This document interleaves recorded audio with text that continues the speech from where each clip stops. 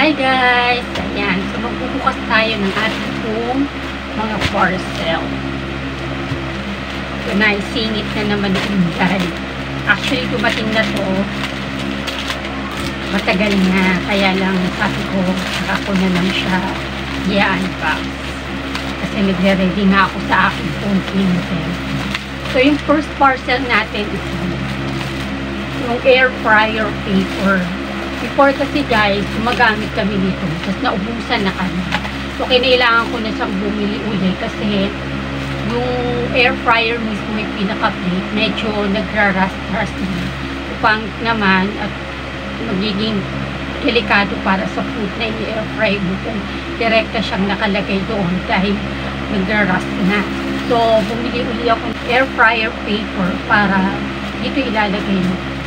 Hindi siya nakadirekta din sa mismong plate ng air fryer. Plus, yung mga oil, dito rin siya babagsak. So, hindi mo na mas madalas hugasan yung air fryer kasi tuyo siya.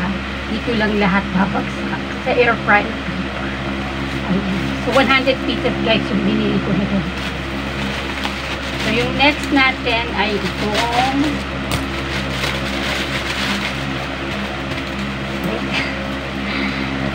mga seller kasi pag nagbalot talagang balot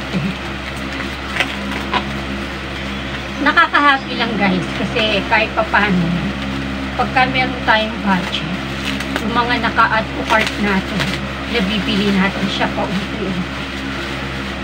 Ayan, so ito naman guys yung isa. So actually ito is para sa oil kasi yung anak ko pag nagluluto siya sa air fryer, nag-i-spray siya ng oil. So, ang ginamit niya yung parang sa perfume na bottle. So, may empty kasi kami dito noon. Yun yung ginamit niya para sa pang-spray sa air fryer. So, bumili ako ng ganito guys para medyo social naman ng konti, diba? Ayan. So, ilalagay mo lang sa loob yung oil. Then, isara mo siyang maigi. Then, pipindot-pindutin mo na lang to. Ayan. Ilalabas na dito. Para medyo maganda namang tingnan at makisabay naman yun sa mga gamit ko sa kusina. So, ang sunod naman natin ito lang. Ano lang to? Frame. May sasabit ko rin dun sa kusina natin. So, meron pa akong iniintay na mga in-avail ko. Ayan guys. Kaya ako siya ilalagay doon para may konting reminders naman yung mga tao dito sa bahay namin. Buksan natin guys.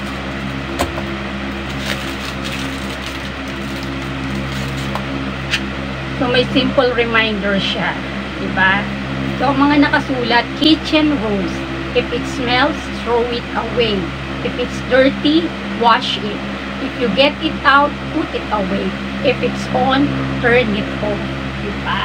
So, usually, yan yung mga dapat natin naaalala, tatandaan, na mga simple reminders sa kitchen para mapanatili natin malinis, mabango, maaliwalas yung lugar kung saan tayo nagluluto at kumakain. Para sa ating health po yan. Kasi, yung cleanliness, makakatulong po yan para mapahusay at maiwasan po natin ang ating mga sarili sa pagkakasakit. Ayan. So, kaya tayo maglalagay ng ganyan. So, yun lang naman guys. Ito lang yung mga tatlong parcel na aking in-avail. Maliliit na bagay lang to guys. Pero para sa akin, malaki yung nagiging benefits niya para sa health namin, cleanliness ng aming pong munting kusina. So later guys, papakita ko sa inyo kung saan ko po ito ilalagay at gagamit. So see you guys later. Bye! So guys, ito yung air fryer namin. So yan. Papapansin nyo dito sa loob, pinaka-plate niya nagra-rush na. Kasi lagi siyang hinuhugasan. Siyempre may oil. na naiiwan dyan, tapos naninikit yung mga niluluto mo. Nag-decide akong bumili uli ng air fryer paper. Yan.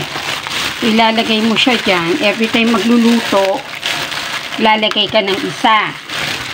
Sakto lang to dito, guys. Nakaganyan siya.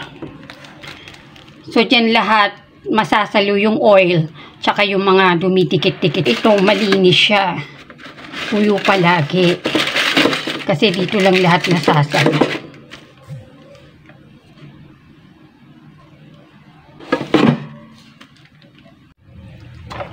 Ito naman guys, yung sinasabi ko sa yung pang-spray na ginagamit ng anak ko sa air fryer pag nagluluto siya. Yan. So, papalitan natin ng ganito. Pero hindi ko na rin muna tatanggalin yon. Lalagyan ko na lang to ng oil. Nahugasan ko na siya. So, ito na siya guys. Yan. So, pipindutin mo lang to. Yan. Lalabas na dito yung oil. O, diba? Medyo may dating at pumapartner naman dito sa mga pinili kong gamit sa kusina. Ayan. Diyan natin siya lalagay. Sosyal. Ito naman guys. Yan, isasabit ko yan. Ito yung pansabit niya. Dito ko naman siya planong ilagay. Para nakikita. Sabit ko yan dyan. Ipahabol tayong parcel guys. Ito yung hook na pagkakabitan ng ating wall decor.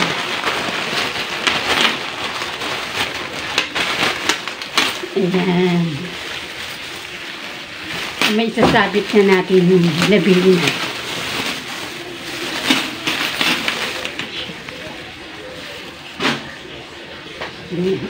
May kasama siyang hook.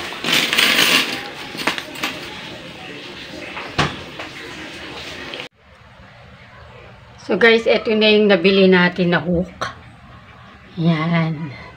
So kinabit ko na rin itong wall decor at itong aking mga brush. Brush to sa lababo. Ito naman sa mga bottle. Yan. So mas maganda na siyang tingnan. So dati, itong dalawa, dito ko siya nilalagay. Tinanggal ko na siya, sinabit ko na lang. Lagay din ako dito ng hook para sa pot holder namin kasi sa drawer yan nakalagay. So, sinapit ko na lang siya dyan.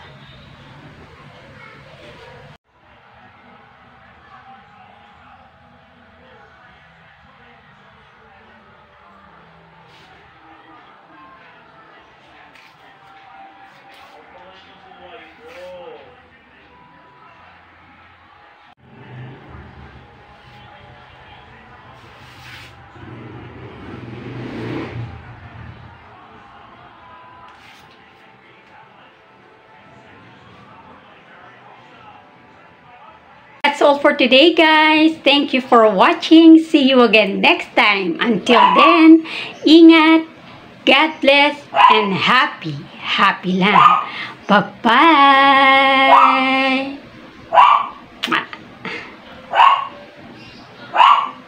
A few moments later.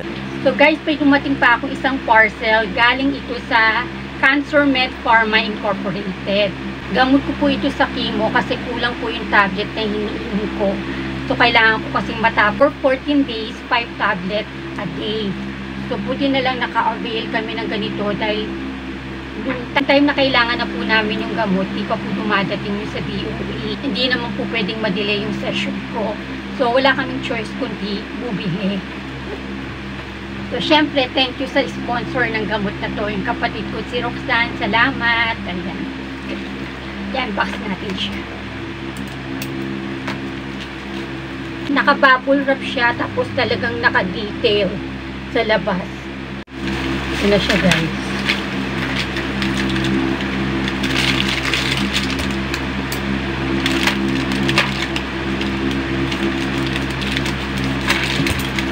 Ayan.